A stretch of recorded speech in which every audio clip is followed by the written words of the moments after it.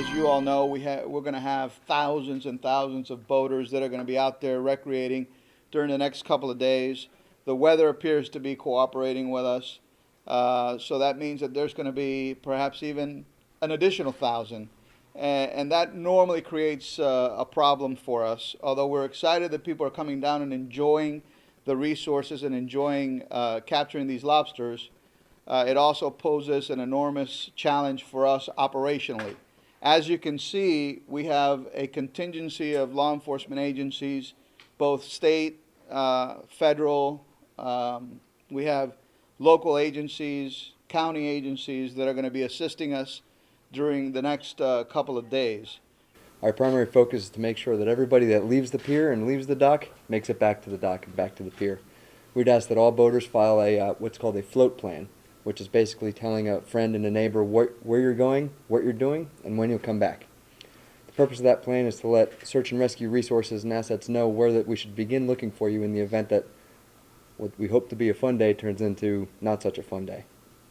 By following a float plan, your search and rescue resources will find you quicker.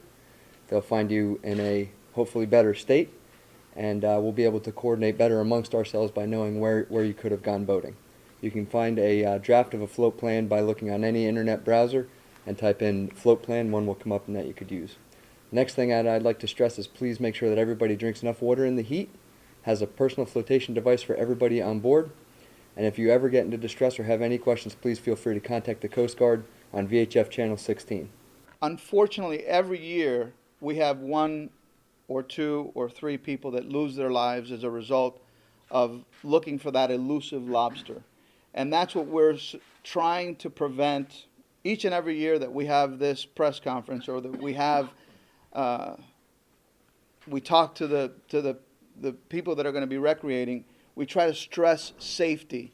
If you haven't dove in years, but you think it's a good idea to go down and look for that elusive lobster tomorrow or the day after, I would seriously think twice about making that decision.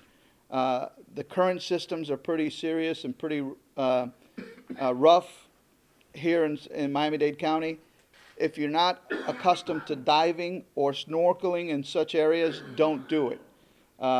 The last thing we want is to mount an aggressive search and rescue for somebody who just got lost, and we do that every year, unfortunately. The things that we're going to be focusing on primarily is resource protection. We want to make sure that people abide by the rules and regulations. If you don't know what those rules and regulations are, learn them before you go out. Ignorance of the law is no excuse. If you're caught with more lobster than you should have, you will be arrested and you will be cited. And if it's an egregious act, we will take your boat away if we have to. And all the equipment that you use to harvest those lobsters. So we prefer not to go that route, and we're strongly recommending that people pay attention to the rules and regulations and come home safely and have a great dinner with the allowed number of lobsters that you should have. Again, I'm not going to go into the regulations because they're so lengthy, but if you don't know what those regulations are, look them up on the internet, myfwc.com. On the search engine, you put Spiny lobster, and you'll have all the information that you possibly need. We're also going to have a very special, which we have every year, but we have participation from Miami-Dade Fire Rescue. Without their help, it's very challenging for us. We will have several Miami-Dade Fire Rescue boats that are going to be at the ready to respond to any emergency whatsoever. And again, every year they're very busy because people just dive and they forget that they turn on their air. They don't have any air.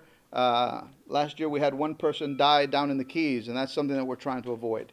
There's absolutely no lobster that's worth your life, and we stress that over and over and over again every year. If you feel that you cannot go down that extra foot to chase that lobster, then come back up. You know what? That lobster, let somebody else eat that lobster, or you can go to Publix or Winn-Dixie and purchase a lobster. But it's not worth your life, and that's the message that we're trying to send out. It's certainly not worth your life.